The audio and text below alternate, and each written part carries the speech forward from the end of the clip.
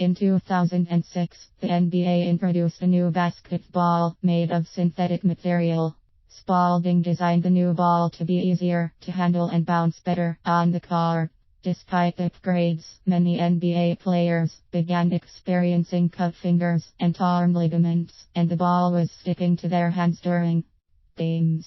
What tested well in the manufacturer's lab did not work well on the court.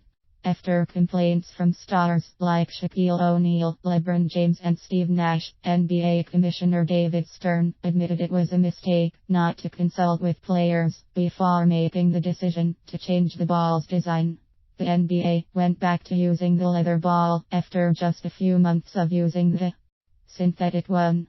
The strategy was well intentioned, but its execution did not play out well. Had the league solicited input from players during the process, it would have saved a significant amount of time and money.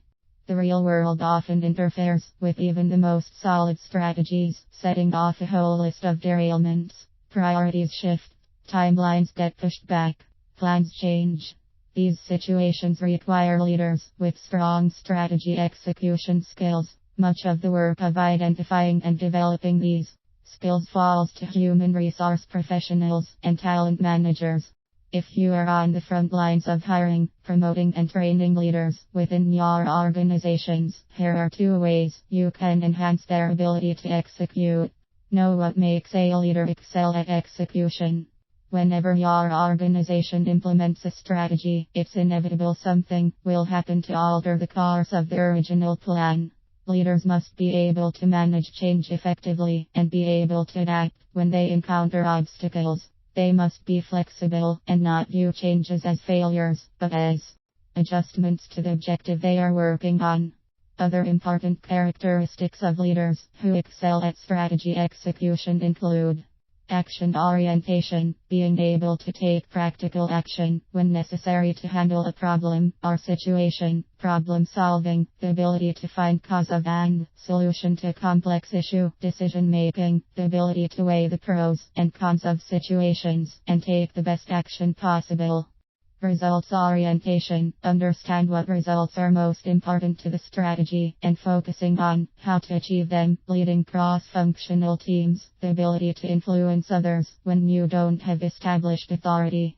Those involved in hiring and promoting need to be able to identify these qualities in candidates. Ask candidates to provide specific examples of situations when they had to act quickly, solve complicated problems, and think through an important decision.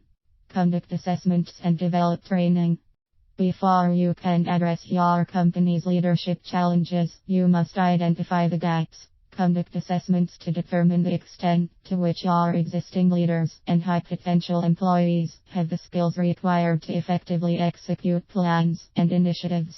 Be sure your succession plans account for strategy execution.